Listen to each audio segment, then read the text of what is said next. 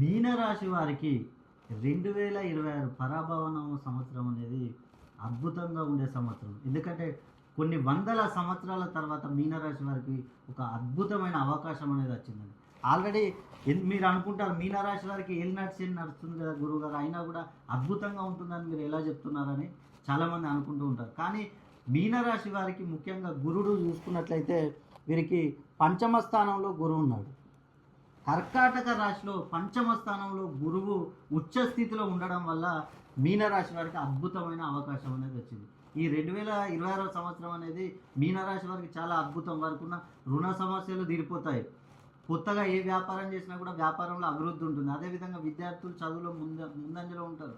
నిరుద్యోగులకు ఉద్యోగ అవకాశాలు ప్రైవేట్ సెక్టార్లో కానీ గవర్నమెంట్ సెక్టార్లో కానీ. అదేవిధంగా మీరు కోర్టు సమస్యలతో బాధపడే వారికి ఈ సంవత్సరం ఆ సమస్యల నుంచి బయటపడే అవకాశం ఉంటుంది. భూ వివాదాల విషయంలో కూడా మీరు సమస్యల నుంచి బయటపడే అవకాశం ఉంటుంది. అదేవిధంగా వివాహ సమస్యలు మీకు సెటిల్ అవుతాయి. ఇలా అనేక సమస్యల నుంచి మీరు బయటపడే అవకాశం ఉంది. కాబట్టి మీరు మీనరాశిలో జన్మించి మీకు ఏమైనా ప్రాబ్లమ్స్ ఉన్నట్లయితే ఒక్కసారి మీ పేరులో సంఖ్యాబలాన్ని పెంచుకోండి.